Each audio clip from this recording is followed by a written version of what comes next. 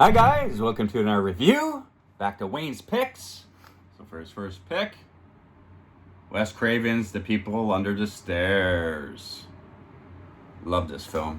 I used to rent this one all the time. Bro, a childhood favorite of mine. Yeah. Especially when it comes to horror movies. I can't even count how many times I've rented this movie. It's so much fun. I know. But I mean, it's a bit ridiculous now that we're when you watch it as an adult, but man, when you're a kid, man, all the hidden passageways and all that. And it's just that one house location primarily. This house right here. Love the look. It's filmed in Los Angeles. And I only realized that it's really I only realized now as an adult, like when watching it now, that it was a funeral home. I never knew that as a kid. That's true. That sign there, but they do mention it quick. They do, yeah. Later on in the film that their family ran a funeral home. That's right. And they started buying up real estate. That's right. And now, the fool, the main kid, Brandon Adams from Mighty Ducks. There you go. One of his apartments that he lives in is owned by the crazy landlords, you know. Right. But okay. Well, let's just get into the film there. It's just amazing. It was a decent hit though for Wes Craven because you know after A Nightmare on Elm Street he had a few flops there. I mean, still some good films like Shocker and that's right. What's my other one there? The Serpent and the Rainbow. He did right around that time. But People Under the Stairs was always the one that stood out. Yeah. And it's my second favorite Wes Craven film. It's so good. After A Nightmare on Elm Street. Yeah, I really love this film. So great pick, Wayne, to start off your three picks. Thank you. It was released in 1991. $6 million budget, made over $31 million. So it was a decent decent hit for him. All right, so I always love the opening credits there. You got the tarot card reading. That's right. And it's that girl, Kelly Jo Minter. Yeah, the same one from the Lost Boys. Yeah, exactly. There about the summer school, tons of movies. But I love her opening dialogue. Don't go over the cliff, fool. Do the right thing. Do the high thing. He's all upset that he got the fool card. Yeah, but he's got all the bad cards. He got that's it. Danger, hell, death. He's getting all the bad cards. I'm sorry, I just saw the mom out the corner of my eye. Yeah. That's the tarot card reading just before. But these are good scenes, though, man. You see how terrible these apartment buildings are that he lives in. And also watching it now, it kind of looks like a feel of They Live. Look like. That's funny you mentioned that because the same production company that They Live is Live Pictures there. That's right. And they did Prince of John Carpenter's Prince of Darkness, and they also produced People Under the Stairs. So, it has. They're all filmed in L.A. around the same areas. So, but like you said, it's filmed mostly in this house. And a lot of the scenes are really cool. It's only really this house, but there's so many like secret passageways. It's so much fun, this movie. If you haven't seen it, you have to see it at least once. Yeah, for sure. It's a must. It's a must. But we grew up with it, so it's a childhood favorite. I was really happy to get the Scream Factory edition, too. I was happy to get the Scream Factory edition. Yeah, it's decent. Yeah, for sure. I still have my VHS copy over here. Yeah, for sure. On the VHS wall. Maybe you can see it right above my left corner. Yeah, you see it there. You see it. So after the tarot card reading, because it's his birthday tomorrow or something. His 13th birthday. He's going to become 13 soon. His mom's terribly sick, we find out, with cancer or something like that. Apparently it's a curable. You don't find out what kind of cancer, I don't think. But it's a curable, apparently. Yeah, because Big Rames says the doctor can cure it just like that. I don't know what type it is there, but supposedly it's just an operation she needs, but they can't afford the operation. So, no shit, you see the fucking shithole they're living in, these people? Yeah, it's a real... But Big Rames is... I don't know who he is to these people. That's what's funny about this. Because I don't even think that he's the girl, like the sister's boyfriend, because he's talking about the other guys that got arrested for trying to put food on the table. Yeah, but I don't even know who they are really to each other, because even Fool's mom, that's her mom, but this Kelly Jo Minter girl, is that his sister? I think so. I can't remember. And is Vig Rhames like a guy she's seeing? They don't say anything like that. But Vig Rhames is in the house. That's why I'm like mentioning it, because he's just in the house. He's just there. And he starts to mention about the landlords, going to evict you guys, and he's the fool is like, well, doesn't he know, Mama's sick and all that? It's like, these people don't care. They don't line up their pockets. Yeah, but then we get the great introduction with Everett McGill and Wendy Robbie from Twin Peaks. That's right. Craven used them because of Twin Peaks. Yeah, exactly. I think Wes Craven, was a big fan of Twin Peaks and enjoyed. But they were like a side wacky character in Twin Peaks, so he gave them like a more of an upfront role, which is fun. But so Everett McGill and Wendy Robbie played the real psychos, the landlords. the owners of this house. That and you think that they're husband and wife until you find out later on that they're brother and sister. Yeah. So there's it's a real like weird, and they're cannibalistic, as we find out in the first introductory scene.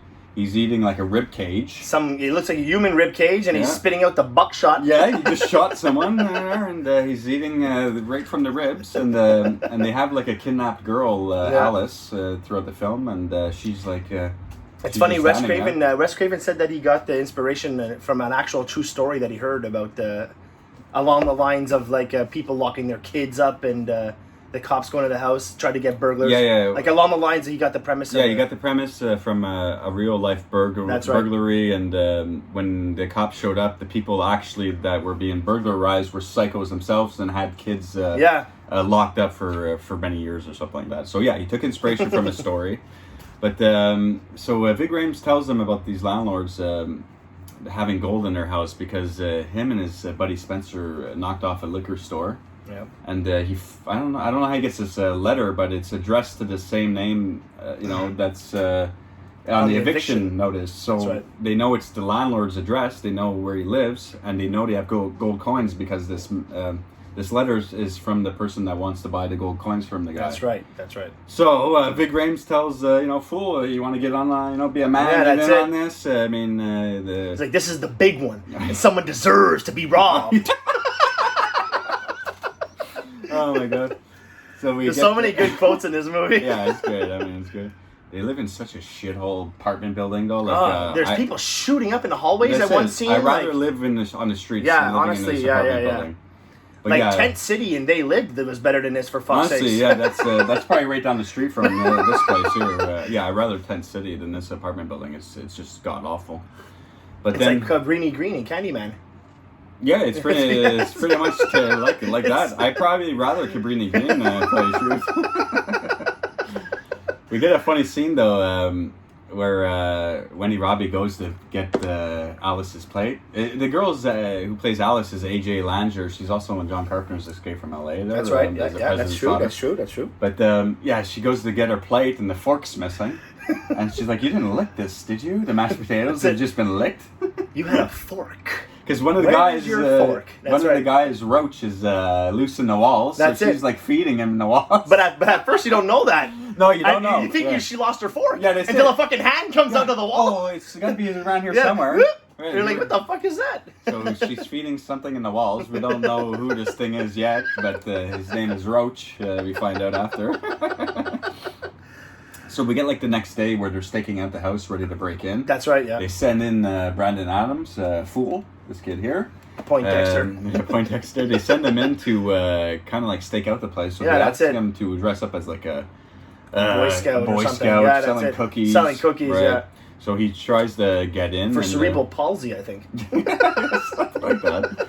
But it's true. And, he's got some crazy, wacky story to try to get in, but she won't let him in even to use the bathroom. Bro, like, how weird was that? Like, he's just like, "Can I come in to use the bathroom?" She's like, No, go away. No. She's like through the... But, like, he looks at all the windows, everything's barred. Everything's locked on the outside and on the inside, too. Like, it's like, what the fuck?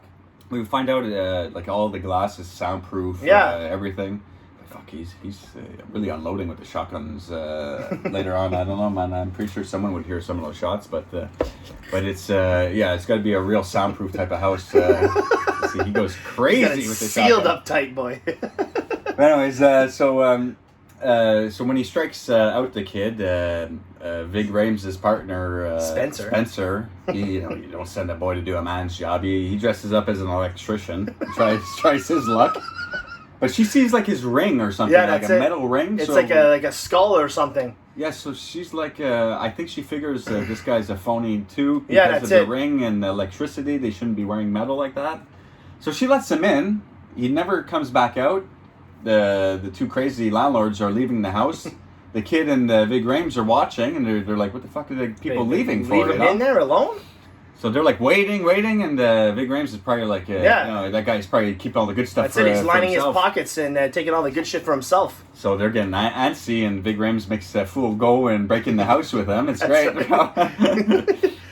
But the dog. Hey, Leroy, you think I got what it takes to be a doctor? Yeah, Dr. Burglary, maybe. Yeah, he's like, Big Rames doesn't care about the... No, doesn't give a shit about this kid. Yeah, well, I don't know if he doesn't care about the kid. Well, maybe a bit. But I mean, yeah, it's like he's bringing a 13-year-old along, for a burglary. Yeah, really, that's it. why, though? I know, they wanted to use him to, try to get in the house, but when he struck out, why did Vig Rhames tell him to come with him? It's so. But I mean, whatever. It's a great movie. I love this film. It's 90s cheese. Yeah, it's early 90s cheese. We always get those moments. But I mean, overall, the atmosphere and the setting and the actors are fantastic in this film, and I really enjoy it a lot. So, yeah, it's always fun to revisit. I always watch it multiple times per year for sure, and it was one that we rented endlessly when we were younger. Oh my god, I can't remember. So when Rhames and Fool go back in the house there. The landlords are gone, so they're looking for Spencer. But the dog, they have a watchdog in the house. A Rottweiler. But they have an entrance, a door to get into an entrance, and then a door to get into the kitchen. Yeah, it's so like the mother load. It's like the mother load. That's what he had to break in. Yeah, but then he's able to lock the dog in between that entrance from the kitchen with a mop, whatever, closes the middle door. So Vig Rhames heads upstairs. Fool goes down downstairs. looking for Spencer and finds him. Yeah, and he's whiter than ever. Scared to death for fuck's sake. He goes and tells Vig Rhames, he's just like, you think he was white now? You should see that sucker now. That's it. But he also sees some of the people under the stairs. Yeah, that's it. Making these kinds of... But I realized it should be maybe called the people under the house because it's just he goes down the stairs and they're under the house, So, or maybe like children guarding the vault, maybe or something. The children guarding the vault. Yeah, if you haven't, because there's a vault inside there, and where's spot for the vault, Let me tell you, that's all you need to guard the vault. Them fucking kids, no one's going near that thing.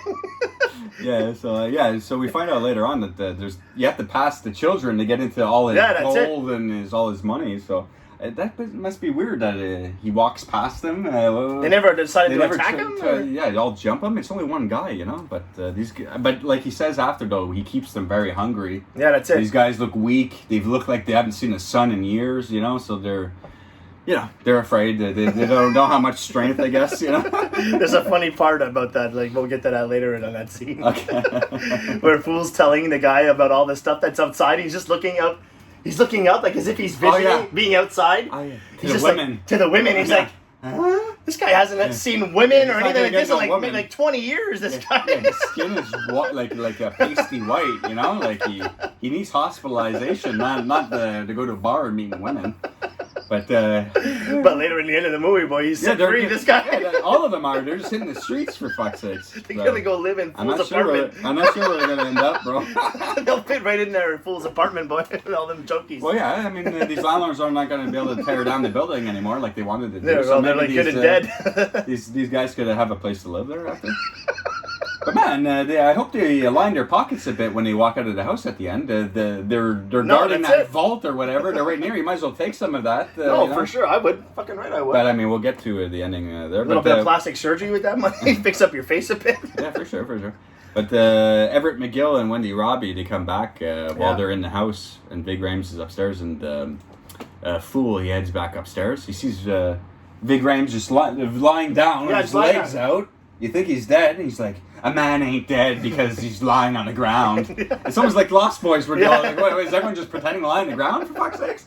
But he's listening to sounds. Because he heard something in there in the walls. That's what I love about this movie is how you get into the walls, those little gated passageways, like the ventilation spots. I love it. I love how you get into the walls and all these secret passageways within the house. It's so much fun. It's always I always wanted a house like that. When I was yeah, for sure. But I doubt a lot of houses would have a gap like that. You could run around. Would it really be open like that? I don't know. I don't know. I mean, I have no idea how they build houses, but I mean, you know what I'm saying? Because I don't think so. It's massive. You could that's walk all around the walls. Fucking Roach has been living in there. He's got lights up and he's got a bed. Yeah, we see Roach's house, a little place in there in the walls after. Guy pays his taxes and everything, this guy. Well, I doubt he pays taxes, but, he deserves free room and board after being fucking trapped in that house. And having his tongue cut off. Yeah, we find out he got his fucking tongue cut out, Roach there. He's like it. But, when they get back into the house there, we find out that, because the door is locked, so they send in the dog. That's right. Because he's trapped, so they kick open the corner of the door. The dog goes running in. And we find out that there's like an electric trap on the door handle prior. And so when Vig Rhames is being bit by the dog, Fool brings him over to the handle and touch the handle. It's so goofy when they're pretending. And then the dog after like. Yeah. And Wendy Robbie's feeding him Spencer's hand there.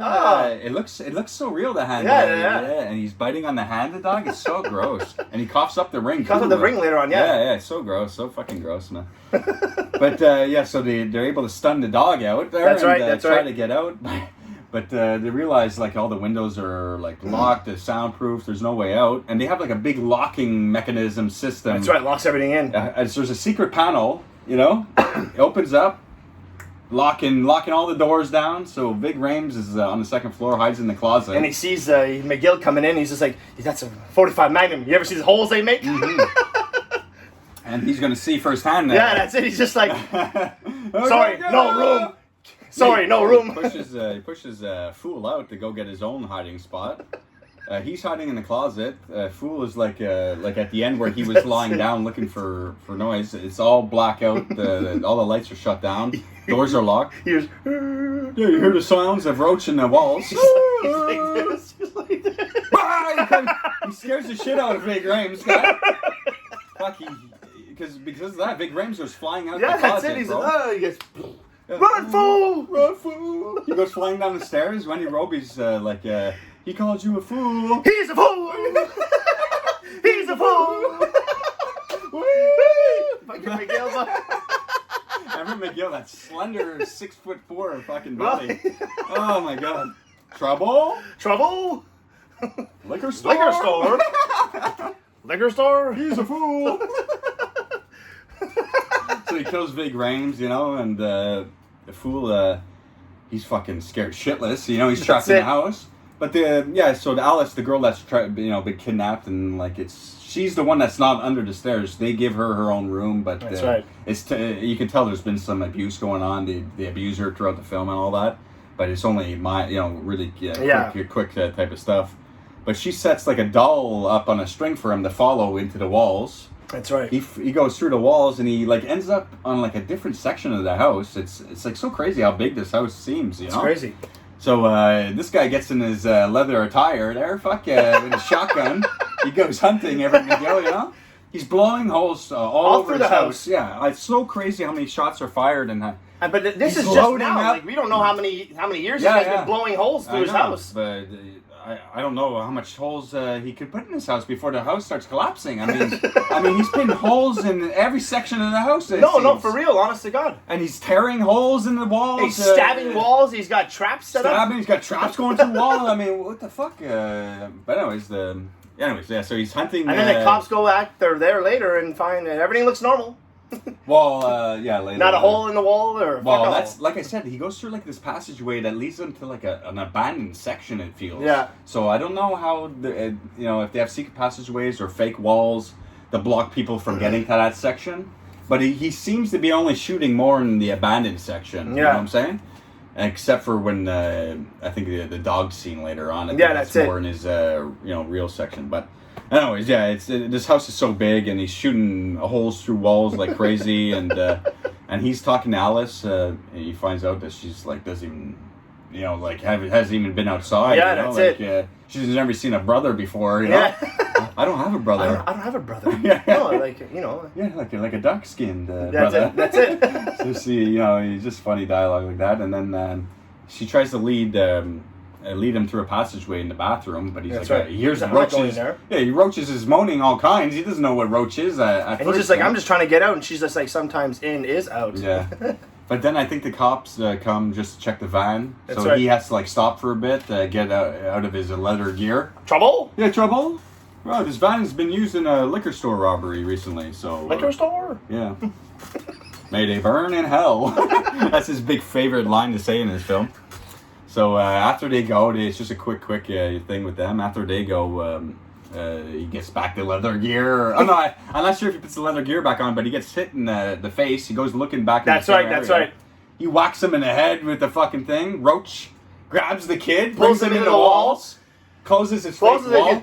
Closes the thing. Every McGill can't get it. Can't get through. He can't get. He's like 3 big shots in the wall. 3 shots. That's what I'm saying. It's so unnecessary. Just one big shotgun blast would have got him through, but this guy's afraid to go on the walls anyways. We find out. I don't know why. I understand. Yeah, I know. That's. I mean, we still love this. He's got fucking 45 Magnum, shotguns, all kinds of things. That's the spot right there. He's blew a wall. Oh my god. So but then he's like, "I'm gonna get you." And then Roach hits him with a fucking slingshot. Roach hits him. He goes, he's showing Brandon Adam, fool, through his fucking he's like, apartment. This is your place? Christmas lights all over the fucking... Where do you get all this shit? He's got it well set up in there. Yeah, maybe you should break out some of those guys and, they should have a party in the walls. Yeah, have a roommate. He's like, gotta have a sleepover in his wall. No, honestly, man, it's great. It's a great fun time, but then he sends the dog in after them because he's afraid to go in the walls, like I said. So fucking Roach has a trap set up for the dog.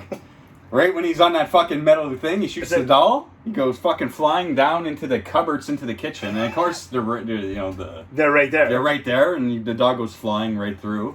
But like, how is Roach building these traps in the walls? I don't know, man. If he's able, he's a master carpenter. It's honestly, it's like a 15-foot aluminum slide. No, that's it. I don't know where he got the welding equipment and the craftsmanship to pull this off. But if you're gonna do something like that, I'm sure you could maybe find a way out of this place if you're gonna pull something like that off. Oh, he's a master. He's a master. Gonna make a 15-foot slide, just in case the dog's after me one of these days.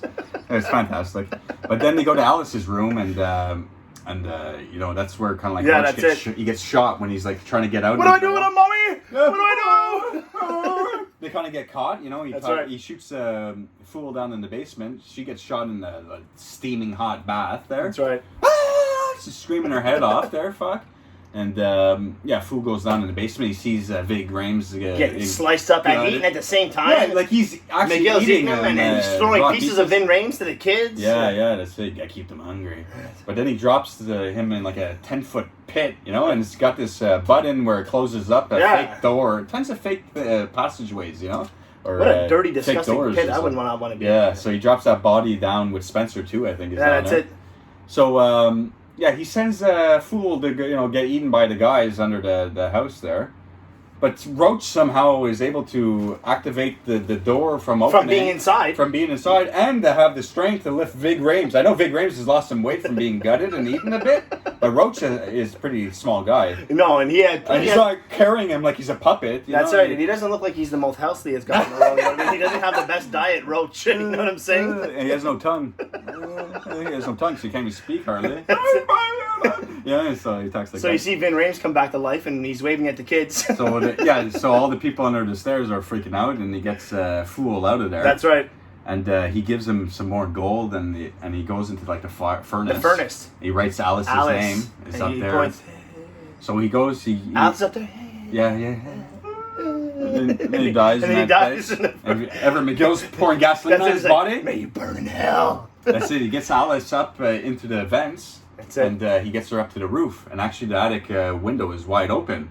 So but she's too afraid to jump. But there's a pond down below. It's a far drop, but he chances it. He wants to get the fuck out of there. He got out of there.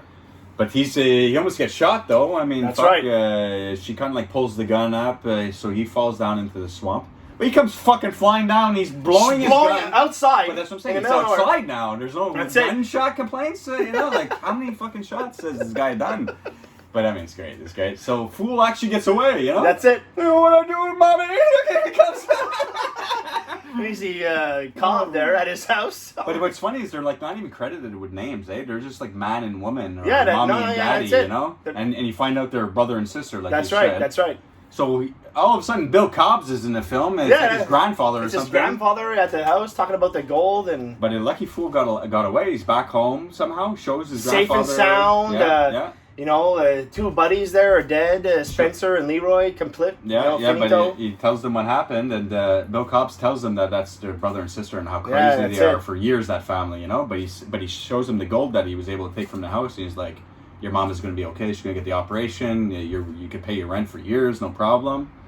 But Fool after that, he ends up going to call the cops to put like a child abuse claim in. The cops go there.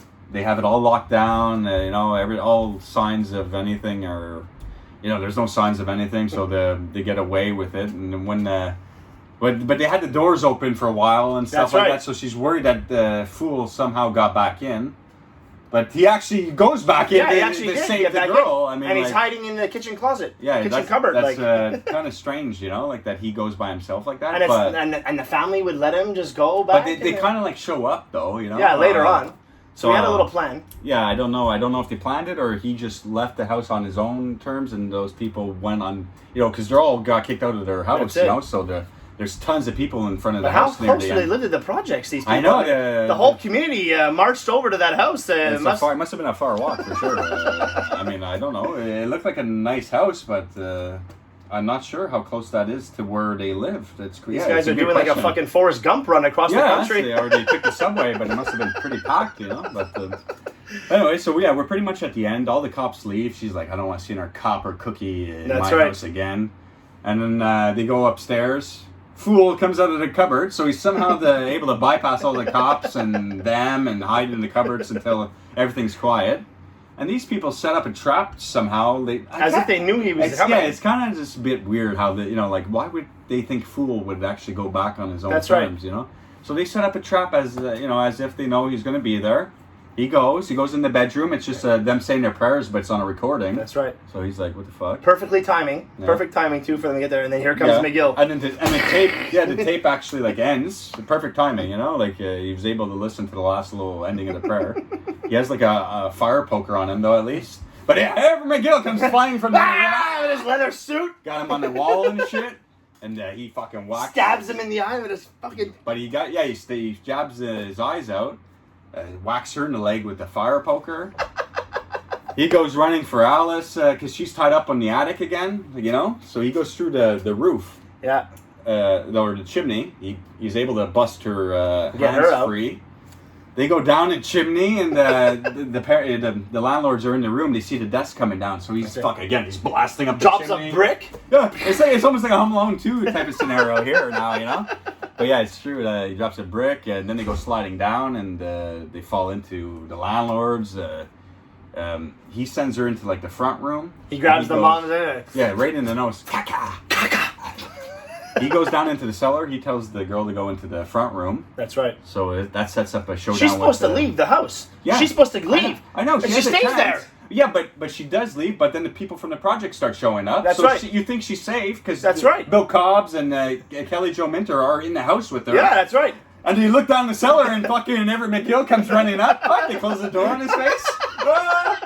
No, but yeah, so you think she's safe, but when they go back out, she's like still in the house, and I think the mom kind of switches the door to lock. That's right. So she's trapped again in the house, and it sets up that cool showdown where she stabs her in the stomach. That's right. And the people start breaking through the stairs. They're coming through the stairs and the wall, and they're biting her, and they're eating her. Yeah, they're cannibalistic, So they start biting them. But he takes on like Everett McGill in the cellar. That's right. In that vault, like that, you have to go through under the stairs, to get to. And past the people, and he sets up this trap, The children of the vault. He fucking, boom, there's a big explosion, Everett McGill goes fucking flying. Whoa! He goes flying right through the fucking boards. But money everywhere. Yeah. All the people from the projects are all getting this money. It's flying through the chimney, going into the streets, all the money and the gold everywhere. Axl Rose is out walking the streets. That's it. The lead guy under the stairs, I used to always think was Axl Rose when I was a kid, and some guy Jan Meister or some shit like that. But I thought it was, but he also kind of looks like Sebastian Bach too, some Skid Row. But I could have sworn that was Axl Rose for the longest time. I think my dad told me. It was me that told you. You thought you said it was Axl Rose? No, you said it was Axl Rose, and I was but what I'm saying is why I thought it was Axl Rose. Oh, your dad told you, when you were a kid. When I was a kid, he's like, I think that's Axl Rose, so I just ran with it. I don't know why. But again, we didn't have YouTube and checking all this shit out back then, so I'm like, that's Axl Rose. I was saying it until my teenage years, and then then I remember you going, that can't be him, man. And then I actually checked into it. I'm like, fuck, it's not even him. What a weird thing. But I love the final battle where she gets stabbed in the stomach from Alice, and the people like kind of eat her and save her. That's right. And she comes running like a nut job. Plays a real psychotic woman in this film. But when the money hits the streets, the money goes back to the people. That's right. These fucking satanic cannibalistic freaks are dead. They're like, even Fool even. and Alice can go and live their life together. Probably. Well, I don't know about that, but the people under the stairs are. They're marching the wandering streets. around now. That's like what we're saying. Where are they gonna go? They fit in with the people that showed up there to the community. They fit in with them, bro. They're going right back to the projects. Man, I don't know. I don't know. They just walk off, those people. I don't know how it's gonna end, but I mean, it's a fun movie. Is there overall there? Is there anything else that you wanted to add at all? I think we covered most of everything. Emma. It's a fun movie. If you haven't seen it, I suggest you watch it. It's a must watch. And if you've seen it like we did, like renting it when you were a kid, I'm sure you have tons of nostalgia with this film, and you still watch it to this day. It's definitely one of Wes Craven's better films outside of Nightmare on Elm Street and Scream and all those movies. So, anyways, hope you guys enjoyed this review. We'll cut it there. Thank you for the support, guys. Take care, guys. Bye. I'm just a sitting here at midnight, and I'll be sitting here till noon. You see, my lady left me lonely. Yes, she did. Baby left me blue. The funeral is about to begin, sir.